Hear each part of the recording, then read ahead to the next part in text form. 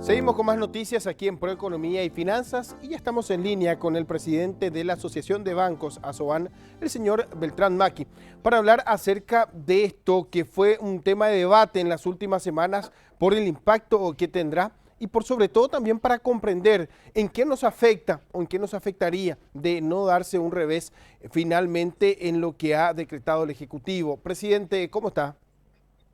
Muy buen día, un saludo a toda la teleaudiencia de Canal Pro. Presidente, de ya nosotros agradecidos y quisiéramos tener más detalles acerca de la postura de ASOBAN luego de darse a conocer el veto a lo que conocemos como ley de confianza, específicamente el artículo 103, si no podría mencionar qué menciona este artículo y de qué estamos hablando cuando hablamos de poder otorgar la garantía necesaria a la ciudadanía en general en este tipo de transacciones. Sí, haciendo un poco de historia, digamos, nosotros en Paraguay, en un proceso de digitalización de todos los servicios públicos y privados. Eso quiere decir que uno puede, desde una terminal, gestionar un pago o gestionar un documento, un trámite, sin necesidad de presentarse físicamente al local para gestionar dicho documento o hacer dicho trámite. En el caso de la ley de servicios de confianza, lo que pretende esta ley es dar niveles de seguridad en la identificación de las personas en ese proceso, de manera a asegurar de que un extraño no acceda a los datos, no acceda a los bienes, no acceda al dinero en caso de suplantación de identidad, que es uno de los delitos más comunes últimamente por la cantidad de cédulas falsas que existen en el mercado, ¿verdad? Estas cédulas se usan para adquirir chips, para adquirir billeteras electrónicas a nombre de personas que realmente usan esos instrumentos para delinquir, ¿verdad? Por eso que es muy importante que esta ley entre en funcionamiento y podamos tener mayor seguridad en todo tipo de transacciones digitales. En el caso del artículo 103 se refiere exclusivamente a las transacciones financieras. Y lo que dice el artículo es que para una transacción financiera se requerirá de un nivel de alto de seguridad en la verificación de la identidad de las personas. Eso quiere decir que vamos a tener que ser más estrictos. De hecho, el sistema financiero en general hoy aplica procedimientos que están acordes a este nivel de seguridad en la identificación de los clientes para las transacciones digitales. Pero tenemos el caso de las empresas de dinero electrónico y en particular una de las empresas de dinero electrónico, de una de las telefónicas, que no está de acuerdo en aplicar estos niveles de seguridad altos en la identificación de las personas.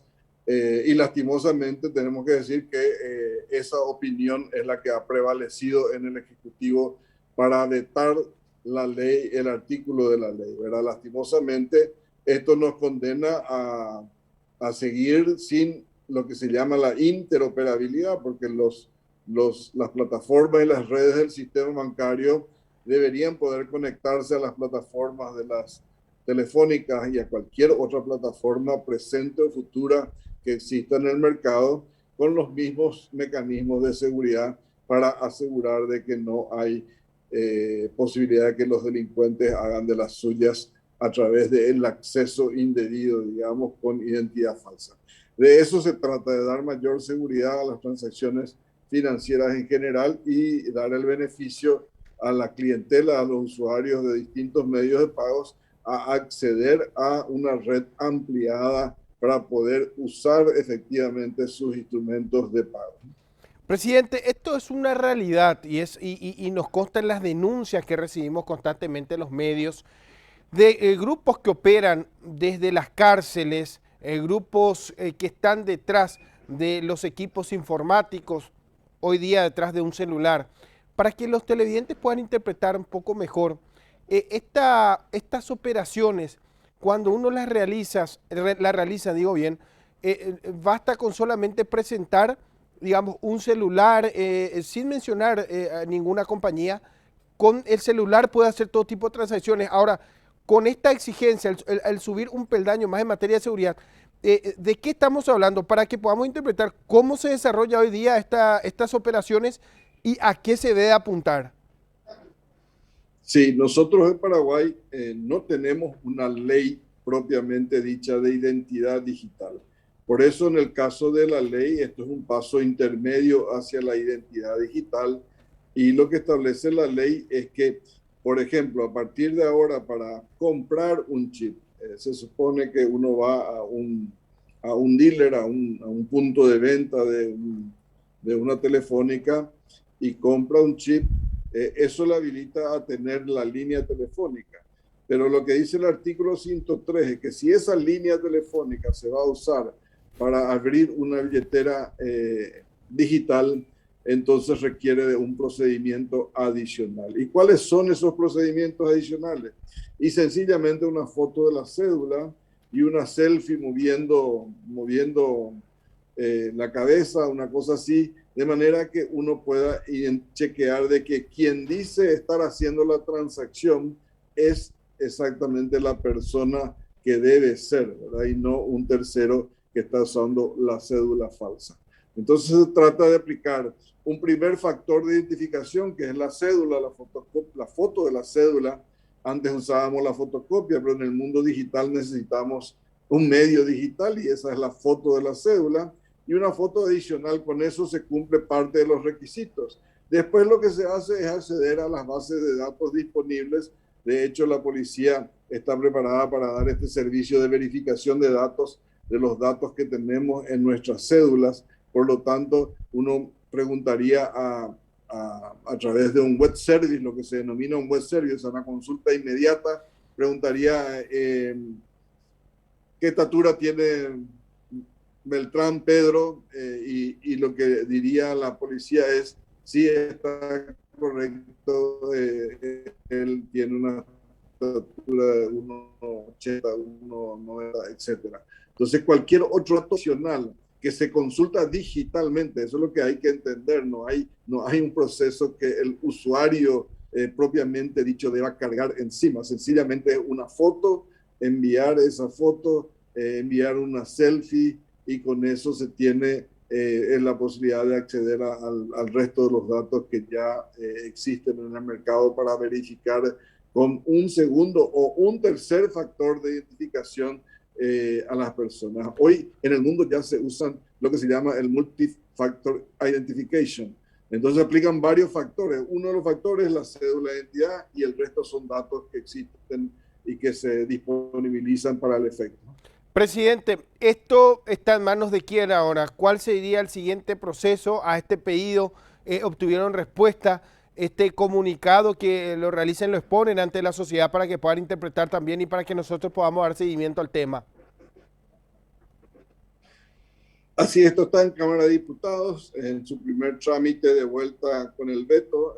Lo que estamos peleando es para que el veto sea rechazado, porque estamos convencidos de que este es el paso necesario a la modernidad, no solo de la banca digital o las operaciones financieras digitales, sino todo lo que se viene en el mundo digital.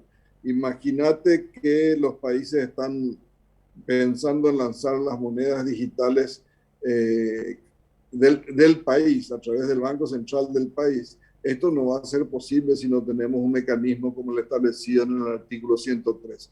Por eso que el veto nos condena al atraso y apelamos a lo que ya demostraron los parlamentarios, que es entender el tema y sancionar la ley como corresponde para que podamos dar este paso. Está en trámite en Cámara de Diputados. Nosotros, de hecho, aunque se aceptara el veto, seguiremos aplicando estándares altos de seguridad y vamos a presentar seguramente un proyecto de ley nuevamente si esto no es aprobado, porque es lo que corresponde, es lo que está pasando en la región, está pasando en el mundo, y Paraguay no puede quedar rezagado del resto de las economías latinoamericanas y del mundo. Presidente, ¿cómo estamos hoy como país ante la región, específicamente en este tema?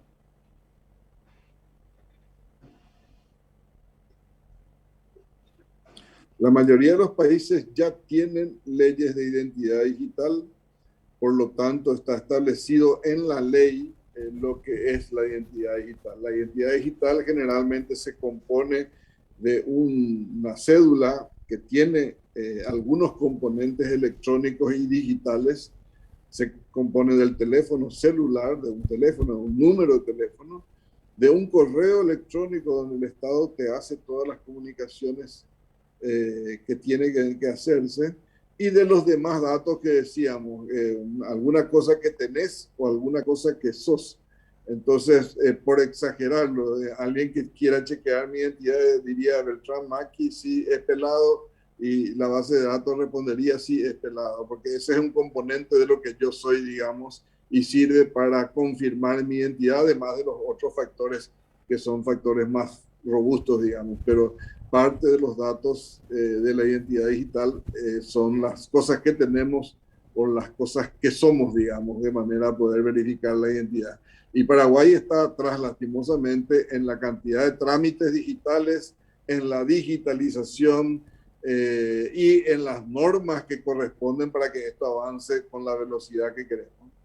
Paralelamente, debemos decir, presidente, de que las demás instituciones también deben acompañar esto, fortaleciendo justamente los controles, porque mencionaba algo de las cárceles, algo que todo el mundo, o al menos que ha recibido alguna llamada, lo sabe, y esto también demuestra la vulnerabilidad que hoy día existe en los sistemas penitenciarios para que los mismos puedan acceder justamente a un aparato electrónico, y es lo que preocupa también. A esto debemos sumarle también la identidad falsa, los documentos, la facilidad con la que acceden a poder contar con documentos de datos falsos, pero que muchas veces tienen el sello de que en teoría debería ser algo que fue controlado, verificado y que cumplió con todos los procesos, ¿no?